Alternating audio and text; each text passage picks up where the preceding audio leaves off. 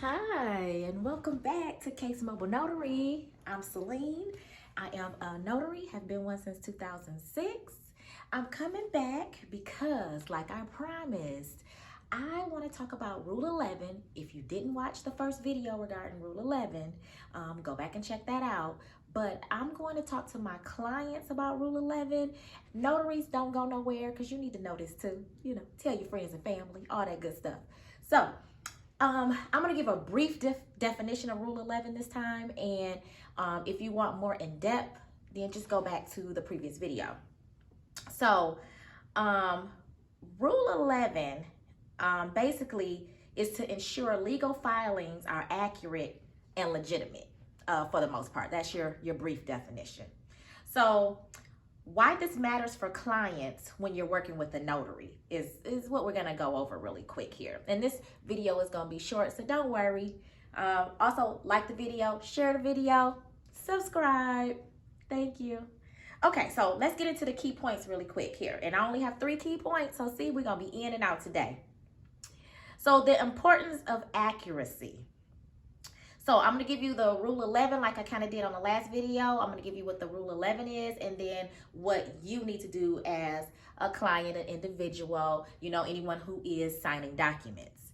So Rule 11 ensures that filings are truthful and not made for improper purposes, okay? So you're telling the truth when you are going into the court of law. That's the whole premise of laws and courts and all that, is that you tell the truth. What was that saying back in the day? You tell the whole truth, nothing but the truth, so help you. You know that. Okay, so when signing legal documents with a notary, accuracy and being authentic are just as critical. So accuracy and authenticity, critical when you're signing documents, okay? Secondly, your role as a signer. So your role when you're signing something, right? So we're going to go back to Rule 11 for a second here. Just as attorneys verify claims under Rule 11, signers must ensure that the information that they are providing is correct. So you as a signer need to make sure that whatever you're signing on that document in front of a notary is correct and true to your knowledge and belief, that is. So basically, working with a professional notary helps protect you from mistakes or misunderstandings as well. Because also, as a notary, we're going to ask you, have you read this document? Are you signing this of your own free will? If the document requires an oath, we give you an oath. A lot of times swearing in someone on an oath does jar them to think like, oh, wait a minute, am I really telling the truth on this? For example, I had a client, I get ready to swear her in. So we do our hand up, your right hand, and she goes hand down. So I'm like, wait, what? So it was funny. She said hand down, seriously. And so I'm like, what? So she was like, well, I just the address I have on here is not really where I live, so I don't know if I need to change this because this is not necessarily accurate per se. So for her, she was actually going through a divorce and she did not want, this particular or her ex to know where she was living at, which is understandable because sometimes divorces are, not easy, or sometimes they can be a little contentious and all that. So I checked her ID. So now her ID still had the address that she wrote down on this document, and she hadn't went to change her address or anything yet. So I have to believe what's on her ID is true. So I just explained to her, for this purpose here, your ID says this address, so this is the address you wrote down. We're fine with that.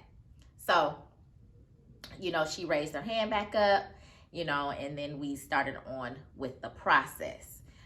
Because, with her telling me that, I understood where she was coming from. I wasn't going to make her change it. And it was also her temporary living as well. It wasn't where she was actually staying. Her and her husband went through the divorce. She had to move out, quickly and everything like that. So it was really temporary housing anyway. It wasn't, where she was actually gonna be staying. So, we just left it with the address that was on her ID. Okay, so third step here, or third point, I'm sorry, that I'm making with this. The consequences of misrepresentation. Okay, so rule 11. Violations lead to legal and financial penalties when you misrepresent something for an attorney. Now, similarly, fraudulent or coerced signatures can result in invalid documents and legal disputes. So see how that compares there. So you want to make sure that whatever documents you're signing as a signer, that these documents are true and accurate to your knowledge and belief. So you don't want to be misrepresenting anything. You want to make sure that you are doing the right thing and signing what you know to be true. Okay? So, have you ever had a legal document that you needed notarized? And I'm talking to my clients now. Trust Case Mobile Notary, of course, to sign any documents that you have. We're going to make it smooth, accurate, and secure. As you already know, if you've been watching our videos anyway, you know we're going to do that. So, our information is going to be down in the description. Also, have you had a document that you needed to sign that you weren't sure about? Or that, like the customer example I gave you, that maybe you were thinking like, uh-oh, what do I do? Or, maybe I need to ask this. Has that ever happened to you? Put that in the comments below. My notaries, do you tell your clients anything when you are getting ready to do the oath with them? Has that ever happened to you where a client stopped you when you were doing the oath? Put that information in the comments. Let us know. Well, I want to thank you for joining us today, and we will see you in the next video. Bye.